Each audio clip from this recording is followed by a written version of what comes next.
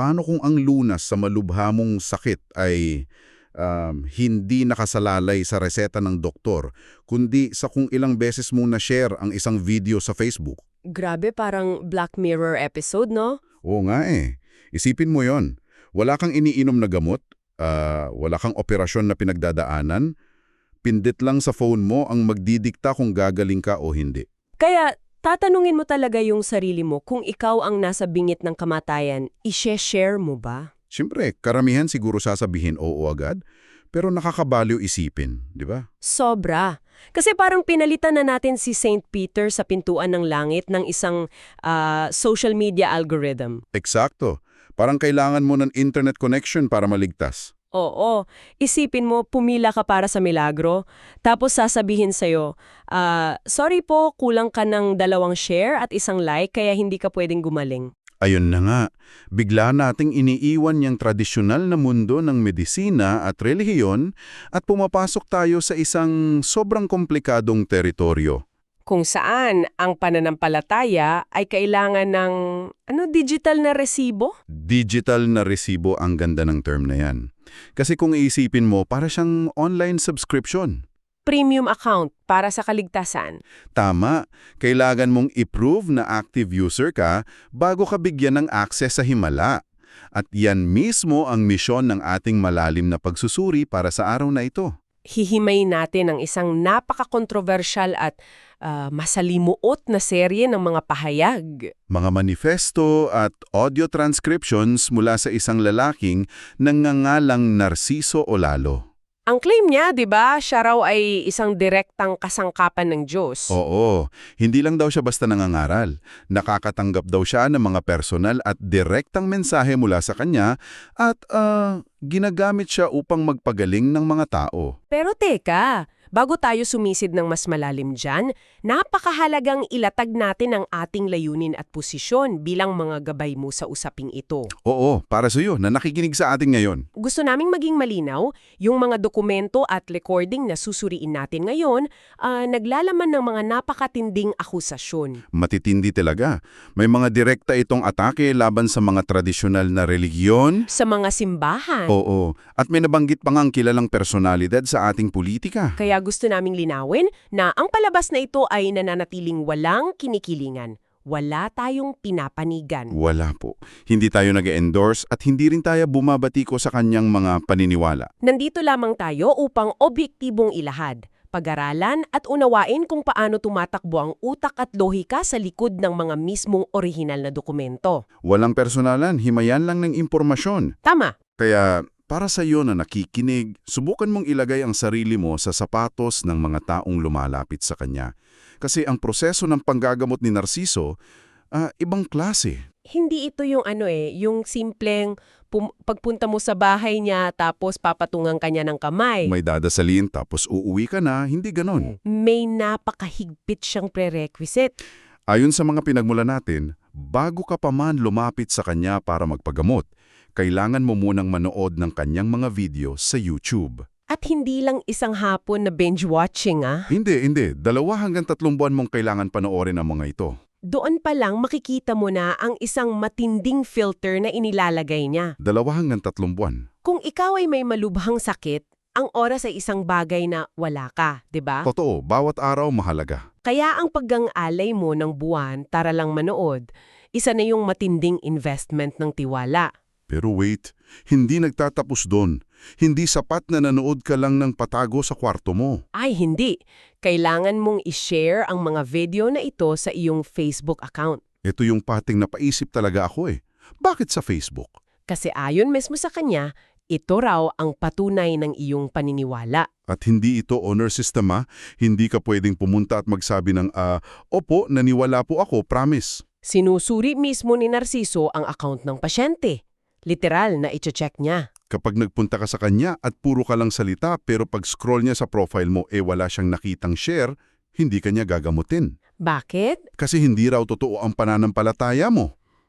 Fake news ka, kumbaga. Ang kapansin-pansin dito at kung bakit ito napaka-fascinating sa aspeto ng psikolohiya ay kung paano niya binabago ang mismong kahulugan ng pananampalataya.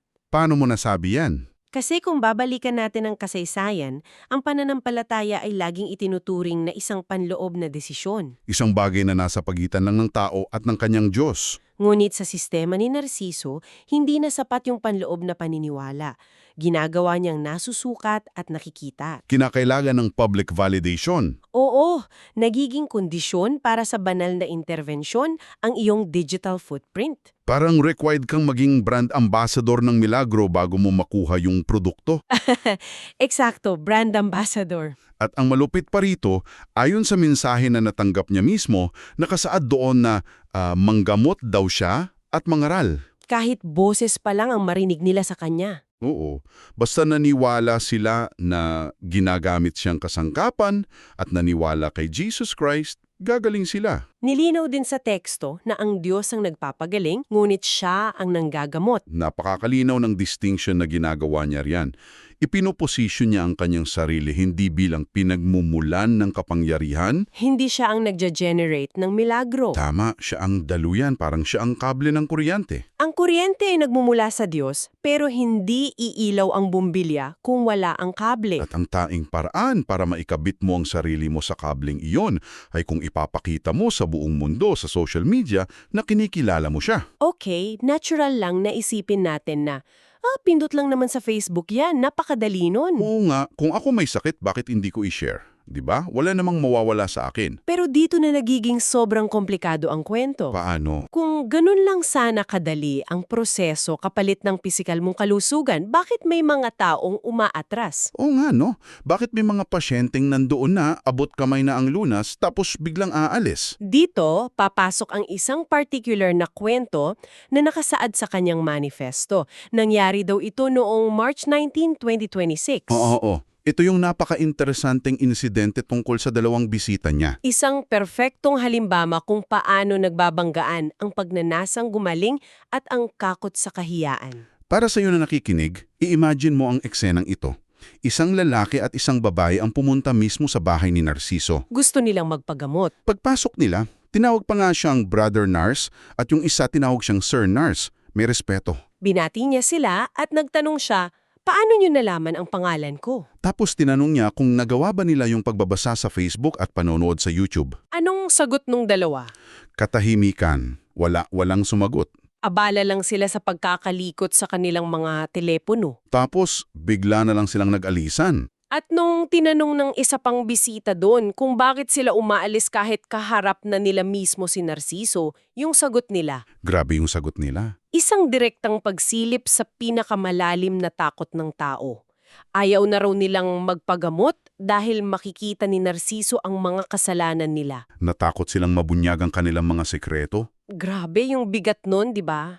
Isipin mo ikaw yung pasyente, may sakit ka, pumunta ka sa healer para guminhawa ang pakiramdam mo. Pero ang kapalit pala ay mabubuklat yung pinakatagumang mga kasalanan sa harap ng ibang tao. Kasi ayon kay Narciso, ipinapakita raw ng Diyos sa kanya ang lahat ng gawain at kasalanan ng mga pasyente. Tinatawag pa nga niya ang Diyos na best friend sa kanilang usapan. Parang, uy best friend, tingnan mo itong pasyente ko ito pala yung mga ginawa niya. At ayon sa narinig niyang mensahe mula kay Jesus Christ matapos umalis ang dalawang bisita, ang sabi raw sa kanya, ayaw ng tao na maligtas sila physically and spiritually. Kung iuugnay natin ito sa mas malaking larawan ng pag-uugali ng tao, napakalalim nitong revelation. Isipin mo yon, nandito na sila para sa solusyon sa kanilang pisikal na paghihirap. Malamang ay may nararamdaman silang sakit araw-araw. Ngunit sa pagtimbang ng kaniyang isipan, mas pinili nilang panatilihin ang kanilang pisikal na karamdaman Mas pinili nilang umuwi ng may sakit. kaysa harapin ang matinding kahiyan ng pagka-expose ng kanilang mga lihim. Ang takot na masira ang reputasyon, ang ego at ang bigat ng konsensya ay mas nangibabaw. Mas pipiliin ng tao na magdusa ng pisikal kaysa magdusa sa kahiyan. Mapapaisip ka talaga, bakit ba kailangang ibunyag? Hindi ba pwedeng gamutin na lang niya ng tahimik? Diyan pumapasok ang katuwiran ni Narciso.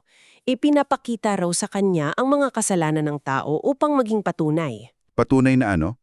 Patunay na totoo siyang ginagamit ng Diyos. Parang ito yung resibo niya na hindi siya nagpapanggap.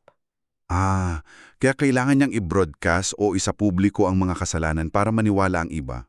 At mayroon siyang napaka-espesifikong protokol pagdating sa mga uring ito ng kasalanan. Oo nga kasi may mga pasyente raw na nagmamakaawa nakikiusap na huwag na lang isa publiko. Dito nakikita ang isang kakaibang layer ng kanyang sistema. Sabi niya kung malalang kasalanan ang pinag-uusapan tulad ng pagbatay, Teka, nabanggit pa nga dyan na may nakita siyang pasyente na nakapatay na ng 4 o 5. oo, at ang sabi niya, pwede raw itong itago at hindi na isa publiko. Bakit daw? Dahil buhay na ang nakataya kapag inilabas ang impormasyong iyon. Ngunit para sa iba pang mga kasalanan, iginigiit niya na kailangan itong ibunyag sa madla. Ang weird ng dynamic, di ba? Sobra! Parang sasabihin niya, okay, nakapatay ka ng 5 tao. Sige, secret lang natin yan. Pero ikaw nandaya ka sa asawa mo o nangupit ka sa opisina. Kailangan malaman niya ng lahat. Para maniwala silang legit siyang propeta. Kapag pumayag kang magpagamot sa kanya, literal na pumapayag ka na maging open book ang pinakamadidilim na parte ng buhay mo. Kaya kung ganong katindi ang hinihini niyang proseso, mapapatanong ka na lang, para saan ba lahat ng ito?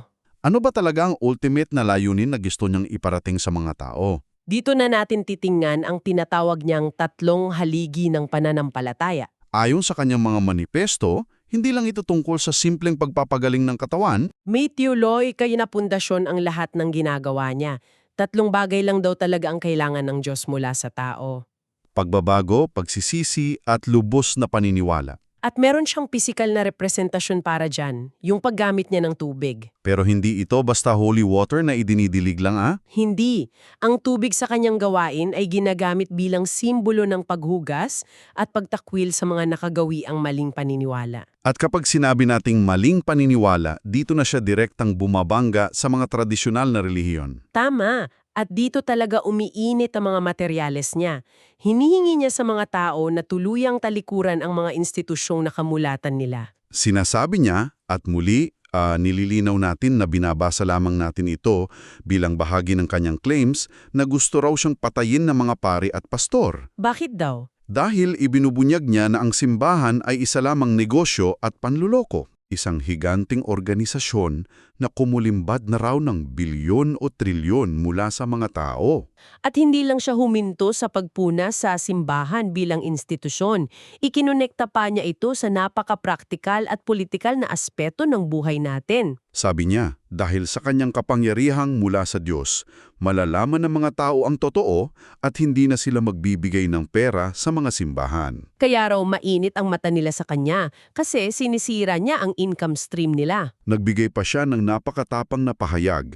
Para sa iyo na nakikinig, isipin mo kung gaano kalaki itong claim na ito. Sabi niya kung isusuko ng mga pare at pastor ang kanilang mga sarili, ibabalik ang perang kinulimbat. At siya, si Narciso mismo ang pagdedesisyonan kung paano ito ibabalik sa taong bayan. Mas mararamdaman pa raw ito ng mga Pilipino kaysa sa kabiguan ni Marcos na pababae ng presyo ng gasolina at pamasahe. Napakalalim ng sinasabi niyang iyan dahil ginagamit niya ang mga pambansang issue Yung taas ng presyo ng langis, ang hirap ng buhay, politika, upang i-validate ang kanyang relihiyosong misyon. inihahambing niya ang kanyang inimumungkahing pamamahagi ng yaman sa mga pambansang patakaran. Tinututap niya ang galit, kawalang tiwala at desperasyon ng mga tao laban sa malalaking institusyon. Para patibayin ang kanyang sariling alternatibo. Pero teka, himain natin ito ulit. Para sa iyo na nakikinig, hindi ba may napapansin ka dito? Kailangan kong mag-pushback sa logic na ito. Sige, ano yun? Sinasabi niyang galit siya sa mga tradisyonal na relihiyon dahil daw ito ay sistema ng kontrol, panluloko at negosyo. Pera at kapangyarihan ang basehan niya sa pagtuligsa. Gusto niyang palayain ng mga tao? Oh, pero sa kabilang banda, tingnan mo ang kanyang sariling mga panuntunan. Yung mga requirements niya? Oh, nire-require niya ang mga tao na manood ng video niya ng ilang buwan, inuobhiga niyang isa publiko ang suporta sa Facebook at pinipilit na ibunyag ang pinakatatagong mga kasalanan. Para lang mapatunayang ginagamit siya ng Diyos. Hindi ba't lumilikha rin siya ng isang panibagong sistema ng absolutong otoridad? Isang sistema kung saan siya at siya lamang ang nag-iisang gatekeeper sa kaligtasan ng tao. Napakagandang punto niyan. At yan ang kabalingtunaan o irony ng maraming ganitong uri ng mga bagong kilusan. Paano? Sa pagnanais nilang gibain ang mga lumang istruktura ng kapangyarihan, bumubuo sila ng bago na madalas ay mas mahigpit pa. Nga no? Inaalis niya ang tiwala mula sa malalaking organisasyon na may libu-libong taong kasaysayan at may mga checks and balances.